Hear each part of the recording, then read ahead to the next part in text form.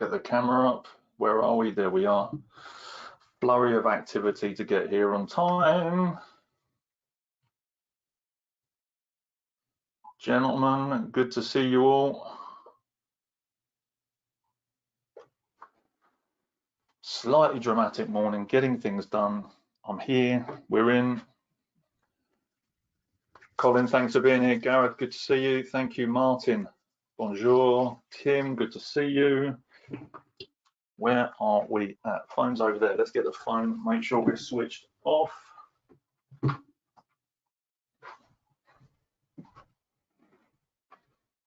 Give it a moment for people to arrive. It's only just gone 1 o'clock.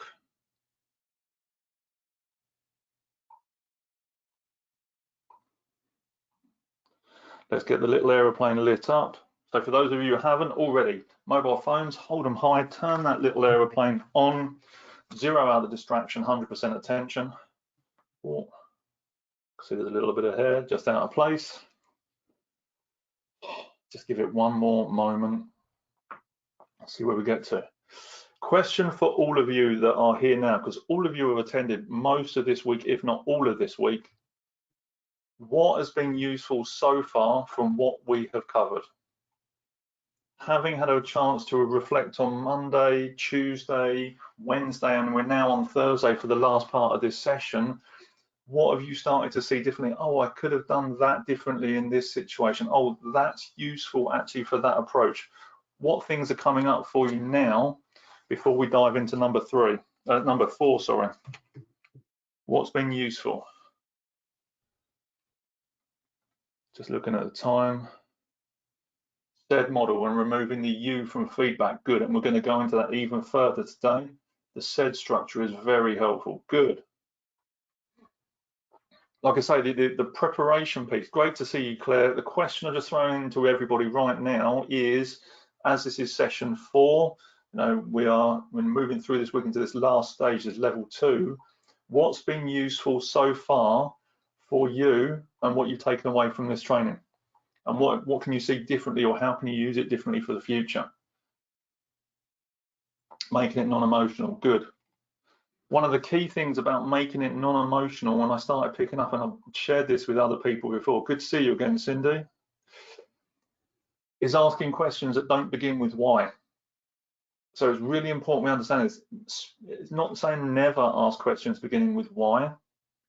It's about making sure that we get intelligent with the use of our questions and the intelligent use of this question. So in order for us to increase the level of objectivity about what we're doing, we ask questions beginning with what. As I'm not asking that, but the question beginning with the word what, okay? And this just helps us to take the emotion out. It just helps us to remove the you know, kind of the sense of attack sometimes, because when people ask us questions beginning with why, often we feel we have to justify. And you ask a child a question beginning with why didn't you do that? What do? They make a lot of excuses. Billy did it, the dog ate it, that happened, it wasn't me, it was so-and-so, da-da-da-da. And yet, as we grow up, we still do that. We just make it more complicated with the choice of words that we use, or nuance it, or make it appear more complicated with the choice of words. But in truth, we're just making excuses and defending and justifying what we did or didn't do. So it's important we understand this. So use as many questions as you can that begin with the word what. Rather than why did you do that, what was the thinking that led up to that? What were the actions that happened before? So I can completely understand. Remember, seek first to understand before making yourself understood. We are in. I've already done kind of a little bit of the setup, but we're going to dive in because I'm conscious of time. Welcome to today's Sticky Learning Lunch with me, Nathan Simmons, Senior Leadership Coach and Trainer for MBM, Making Business Matter, the home of Sticky Learning. We are the leadership development and soft skills provider to the grocery and manufacturing industry. The idea of these sessions is to help you be the best version of you in the work that you do, whether that's from home, if you're still working from home. Yes or no, are you still working from home? I'd like to know. Or if it's preparing you to return to the workspace so that you can join in with conversations, face-to-face conversations with your team. Where are we going today?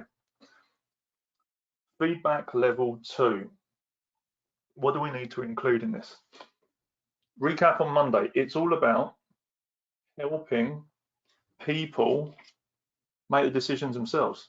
That's all feedback is. No one enjoys being told what to do unless it's them telling themselves. I know this is a reiteration, but I want to really make sure this thinking stays in. It's about helping to kind of put a spotlight on things so they can have a look at it and then take responsibility for the actions that need to be taken, so they can start to move forward. Otherwise, they just feel like they're being told. They'll stop coming up with solutions and stop actually do for themselves. So it's important we understand that. And then as we got into looking at the SAID model yesterday, it's then about understanding that there's a time to tell, which is if it's dangerous or urgent. We can tell people to stop doing things or to do certain things because it's critical. But we still always give them that option at the other end. If it carries on, it looks like this. If you change it, it looks like this. What would you like to do? And we still give that person the opportunity to do that. So level 1, when we looked at it yesterday, is often we use that for people that have not been in the business very long, that maybe don't know the job very well, or they're not aware of a certain situation and they need to be, there needs to be an intervention directly. When we get into level 2, so let's have a look at level 2. This is for when we're talking to people that have potentially been in the business a while. They know what they're doing and you're having a more coaching conversation and you're asking a lot more questions to help people answer them themselves. So I'm just going to move my camera over, my video player over a little bit, just so I can see, because I've got some questions here that I'm going to ask and share with you as we go through this. So the key element is yes, one is tell. Tell when you need to, but still giving the option when we get down here. The first part, and the second stage is asking questions. Because in the majority, everybody knows when they're doing something that isn't right or isn't appropriate, or, you know, everyone knows when they're in the car and they're driving too quickly that they're driving too quickly and that they shouldn't be doing it. You know, if you're on the motorway here in the UK and the speed limit's 70 and you're doing 78 and the policeman pulls you over, in the majority, 9 times out of 10, who does the person speeding get annoyed at? Open question to you. You're doing, you know, you're speeding on the motorway and the policeman pulls you over. 9 times out of the cop, absolutely. And whose fault was it really? But what happens is we know when we're doing things that we, you know, in our heart of hearts, we know if it's working or not working. We can completely comprehend that and feel that. Who here as a child got their, and it's going to be a bit of a strange one, did something like get their head stuck between the banisters, or get their hand stuck in a tube, or any of those sorts of things? Yes or no? I was one of those. I was a curious child. I was always putting my hands into things that probably couldn't, and then, you know, park railings, yeah, amazing. But it's that sensation, and we've all done it as children at some point. It's that hot flush you get where you go, I've now got to own up to the fact that I've got my head stuck in these park railings. Yes or no? Has everyone, I'm presuming everyone is. Yes or no? Have you had that sensation at some point in your life? That hot flush that comes up and you're going, shit. Yes, yes. Yeah. It's not just me then, I know. We all know when we're doing these things. Yes, more than I like, but I protracted across the light bulb connector. Put a protractor across the light bulb connector. Yes, I actually got blown across the. Good work, nice job. Someone putting something metal in a light bulb connector. Yeah, you definitely got more than a hot flush on that one. Everybody knows. This is the trick. So this is what I'm getting you to understand. Everybody knows when they do or do not do something. We get frustrated at other people rather than take the ownership ourselves. So we then have a go at the cop for pulling us over for speeding. Who was driving the car? The policeman? Did the policeman tell you to go faster than arrest you? No. So it's about ownership. So I'm going to give you kind of a super easy example of how we do this with people. You know, lateness is the easiest example to use. You start at 9 o'clock, the person arrives at 10 past 9, they're late. So we can start asking questions. We can start to say, you know, well, again, lots of questions beginning with what. So then I'm going to say, what's the conversation going to be about? What's this conversation going to be about?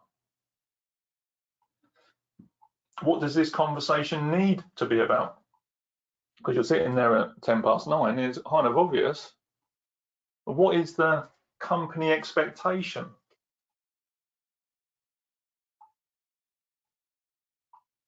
If they're not, you know, again, if they're kind of being avoidance in this, it might be, okay, we need to have a conversation about the lateness. Remember me saying this yesterday, objectify the situation, separate the person from the problem so that you can start to find out more of what's going on. So the idea with that feedback being timely is makes it easier and more immediate to have that conversation. So we're asking lots of questions about what this situation or what the and advising what the conversation is going to be about. When we get into the action again,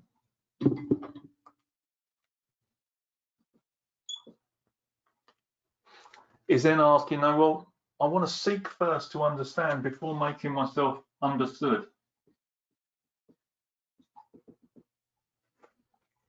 Rather than shouting the odds and just go, you know, this. We're going to ask more questions. Again, we want to ask the person we're talking to, what was the thinking that's caused this? Remember me saying that just now.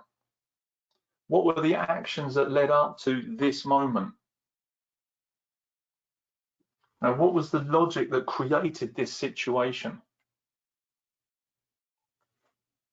Now, what other things haven't, you know, been discussed yet that would, you know, that need to be known that caused this? So what we're doing is we're finding out as much information here as possible. You remember me saying what you think of people is how you treat them. Now, if you're coming to this from a place of judgment, you're not going to ask any questions in here, and it's going to stop you from moving the conversation forward. But if I'm seeking first to understand, and that person can tell that I'm coming from a place of curiosity, and you can tell them that, now I'm keen to understand what's happening here. I want to know all the different parts here so that I can give the right level of support for those right things. Because maybe you find out something about that individual that you didn't know before that does require support. Maybe they've got a gambling addiction and they've been up all night. You don't know these things happen. Maybe they've got a sick relative that they're actually caring for all the time and you don't know that. But if you come in here and start shouting the odds, you're not going to get the information that you need. I hope this is making sense. When we come into the impact side of it, again, remember it's coming in. We want to find out what's the impact of the thing, the lateness, whatever, on the.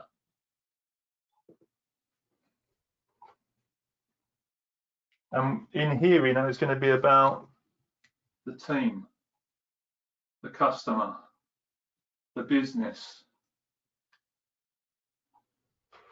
Brutal one to use.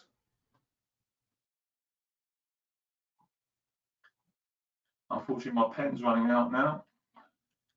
What's the impact on the career development? At no point did I say that this is going to damage your career, because I don't think you can say that sort of thing. It's just not okay. No, it's what's the impact of on the career development? So people can start to make a decision about how it's impacting them.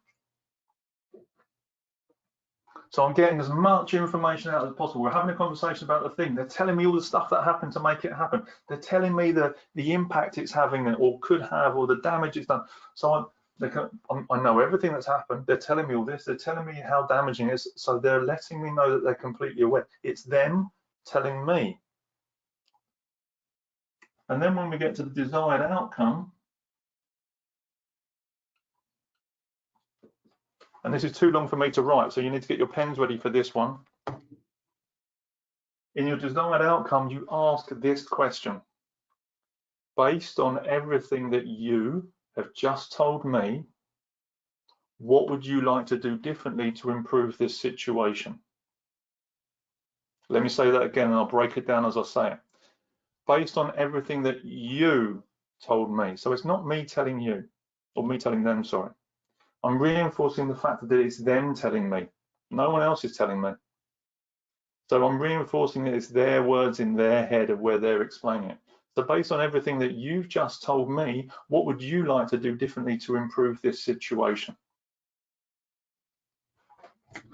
And from that, they will then list out 2, 3, 4, 5 actions. Fantastic.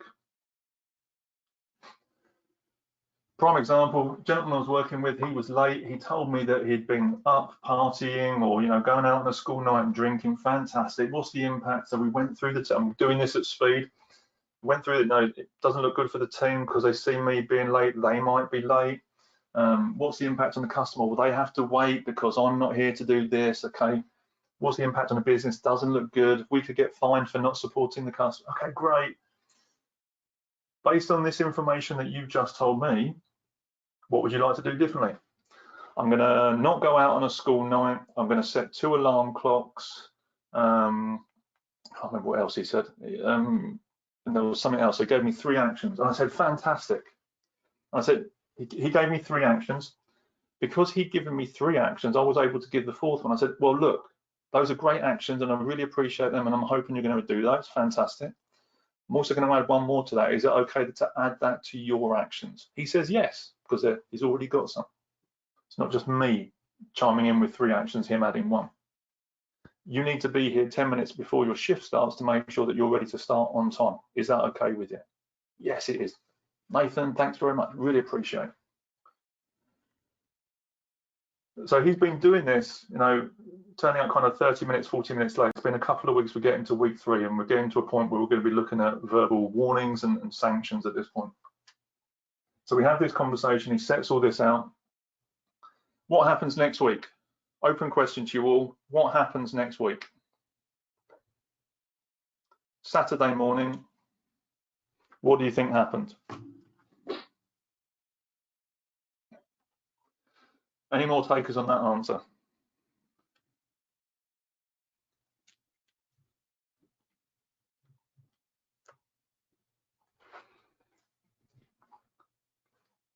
What do we think happens? He turns up 45 minutes late. At this point, I'm so angry, and this was several weeks of conversations that have been going on. At this point, I'm so angry. He calls me, the phone goes on my desk. Nath, I'm really sorry, bam, phone down. Done, I'm out. I'm good with this, and I'm raging. And I'll explain where this goes to from the point of leadership in a second. He turns up 45 minutes late. He's given me all these actions. We go straight back to square one. And it's not a continuous cycle. So before you think, oh, we're just going to go around, no. Then starts the screw kind of starts to tighten, but it's not who's tightening the screw. Let me ask this question to you in the chat box now. If you're watching this on YouTube, who is tightening this screw?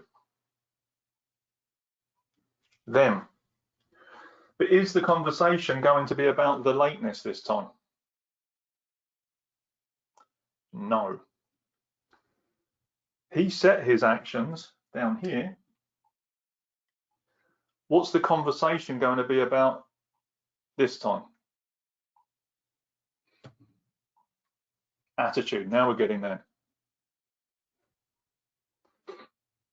We need to have a conversation about the previous actions not being followed through on. Now you start to see the adjustment in the conversation. I'm looking over here just to see who's in and who's joining. What were, so I'm up here still in the situation, what were the previously agreed actions? And he says, I said I wouldn't go to bed I wouldn't go drinking on a school night. I said I was also picking up girls was the other thing he said he wasn't going to do. I said I wasn't going to go and pick up girls. And I said I was going to set 2 alarm clocks. Great. Action. So what happened? I went out drinking. I went out picking up girls. I slept through both alarm clocks. What's the impact of those actions not being followed through on? He says, doesn't look good, Nath. Amazing. I'm really glad that we're on the same page here. You can tell it makes me angry thinking about the situation when I go back to it. What's the impact of that on the business? What's the impact of those actions not being followed through on the career development? Absolute onus and responsibility on the individual, nothing to do with me. Well, I say nothing, no, I'm there facilitating the conversation, but there is complete ownership for the individual. So they told me, because it was their actions that were previously agreed, they didn't do what was said. They were completely aware of the impact of that. So based on everything that you just told me, what do you think the potential outcome will be?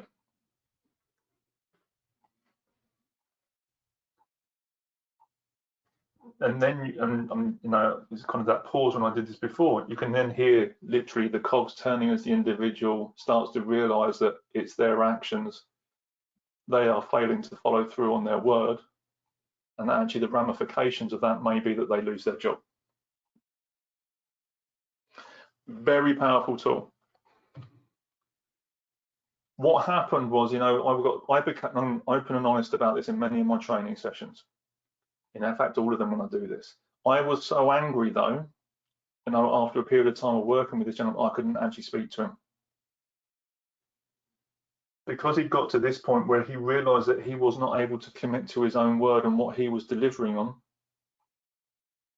In that conversation, I was waiting for him to respond and he just started to cry. And you know, if I say fully grown, I think he was 23 or 24 at the time. You know, your brain is still evolving until you're 24. Now, to put that amount of pressure on someone as a leader, that's not okay. You know, it's a fuller story that goes with that when I explain it. But to make someone feel like that, is, you know, no human has the right to do that to another human being. It's not okay. So we have to be mindful that when we use this tool, if it's used malevolently and manipulatively for the negative, it's an exceptionally powerful tool and it does break people.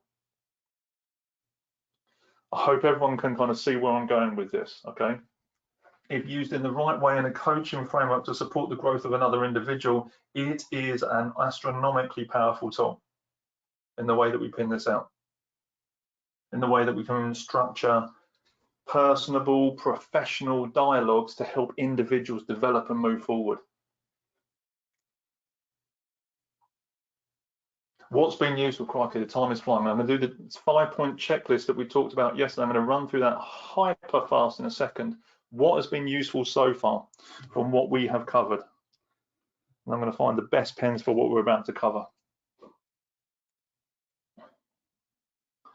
What's been useful so far from today?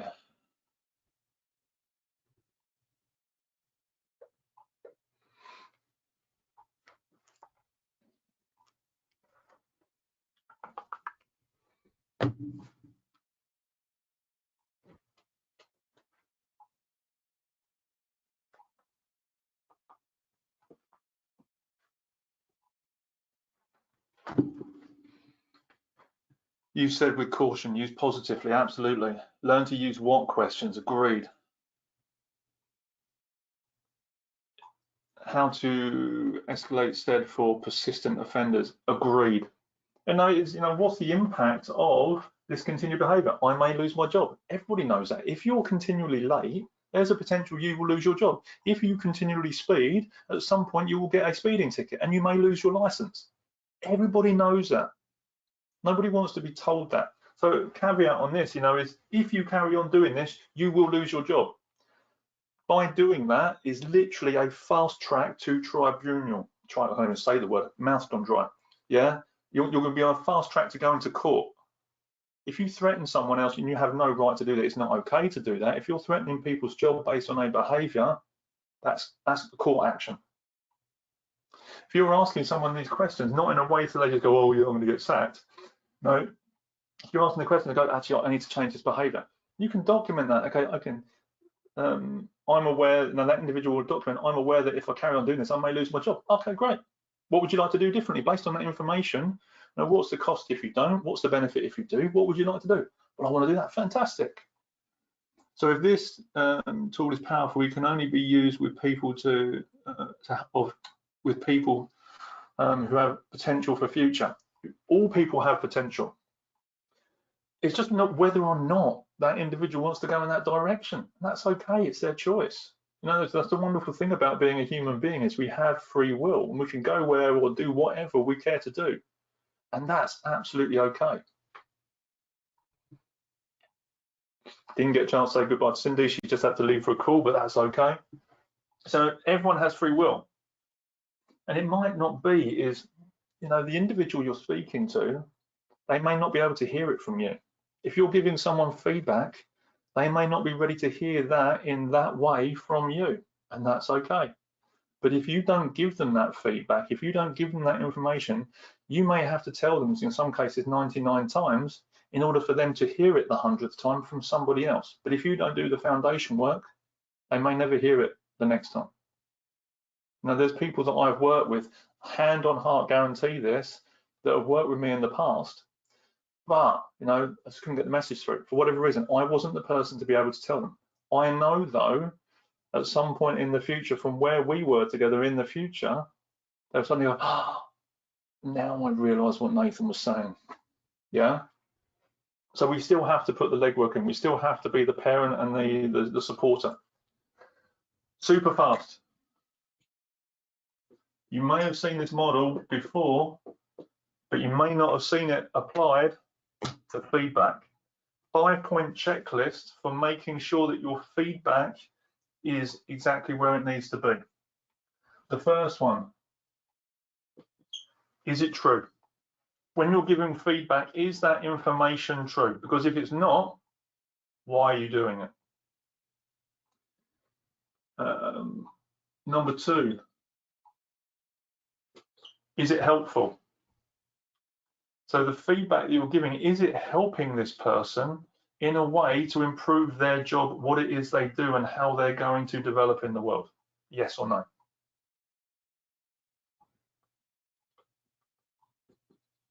Is it inspiring?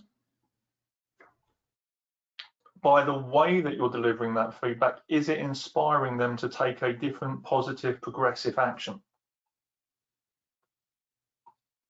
Something we talked about yesterday, choosing your battles. Is the feedback actually necessary? Now, that person might be 2 minutes late every day, but they work 45 minutes late every day. I've made that mistake before. Well, where were you? You know, it's 10 past 9. I was worried about you. Whatever. They say, no, you need to be on time. Okay, well, I work 30 minutes on my lunch break and I always hear later and I always do this. Now, actually, do we need to, you know, we're just mindful of the conversation that we have, depending on the environment we're working in, is the feedback actually necessary? And if it isn't, again, why are we having the conversation? And the last one is, if you're going to be anything, be kind. Because the way that you deliver it, or the words that you're using, or the approach you have, if it's not kind, why are you doing it? If your feedback does not tick every single one of these when you're delivering it, then don't deliver it. It's as simple as that. Because if it's not ticking all of those, it's coming from a place of ego, and it's coming from a point of view of you wanting to make yourself feel better by delivering that feedback, to kind of offload some of your luggage. Hope that's useful. This is, you know, I've seen there's plenty of memes out there. You know, it's often say, before you speak, think. If you put this into Google, you'll see that there's multiple kind of memes and whatevers of images of this. But then when you start to apply it back into how you're delivering feedback and you use it as that checklist, your feedback changes dynamic completely. We're well over time. It's Thursday. It's the last one of the week. I would apologise. I'm not going to, because I've enjoyed it. So, what has been useful from the feedback training this week that we have done? What has been useful? What have you taken away? What is changing as a result of this in the future? The checklist is very useful, agreed. And you can, it's so easy, this mnemonic, the way this is set up, you can just keep it in your head. It's there as an instant tool to extract. Mustard chili, really hot. Just I'm gonna maybe make my own company, wasabi training. We'll call it that. The think checklist is very helpful. It is. Like I said, I've seen this countless times, and then when I was applying this, like I said, that gentleman that I was working with, I was coming all from ego. You're making me look bad, and this is what I was saying to him. You're making me look bad. You're making my team look bad. You're making, I've got to go and speak to my leader to, to tell them what's going on with my results. And it was always me, me, me, me, me. And it's coming from my ego. I was justifying why I wasn't, I was being unkind and I wasn't being inspiring because it was him. He was the problem. No, separate the two things. If you're not going to do this, people aren't actually going to respond to you anyway. They're not going to want to work with you, so they won't change. And as I said before, it's the same as parenting and leadership are not two sides of the same coin, they're the same thing. You don't get to fire your kids. You give your children choices. You give the people at work choices and let them make a decision. It's up to them. You sometimes wish, depending on how old your children are, that they would do the things that you ask them to do, that you've told them to do, that would be beneficial for them, but they still have their own learning journey to go through. And that's also to be celebrated because they're making a free choice and their own decision and learning through their own experiences. We're just there to guide and support them. Hope this is useful. Hope this is truly useful. And this is going to add value to wherever you're going with the work that you're doing and the people you're connecting with. It is Thursday. It's a free day tomorrow. Well, from this, you get to have the whole of the lunch on your own, but not with me. So look, thank you very much for today. Have I got the links? No, I have not. Bear with me. I'm just going to find the links. I'm working solo today because the wonderful Sarah is not with us today. Oh, did I keep it? No, I didn't. Right. You all know where the links are. I'm going to leave it like that right now. You all know where the links are. If you have not registered for next week is going to be a super deep dive. I say super deep dive. We're going to be looking at the psychology of conflict. When you understand and looking at conflict resolution, so when you're looking at conflict and how you resolve it, it all happens before it even starts. Okay, this is how conflict changes shape. If you wish to learn about that, if you wish to learn these skills to help improve the dynamics of the conversations you're having with yourself first and with other people, and how to use this tool as a mental health first aid, a professional safeguarding mechanism, register. Go to our website, mbmmakingbusinessmatter.co.uk, and have a look on there and make sure you register for next week's training sessions. Hope this has been useful. I'm just going to get the slides up to make sure. Done. And finally, if you have not got your copy of the coaching cards, now is the time to click through the link on there for the coaching cards. Thank you very much, Nathan. Looking forward to next week. Amazing. Looking forward to it next week as well. Everyone, have a phenomenal rest of your week. I look forward to seeing you Monday. See you soon. Cheers. Bye.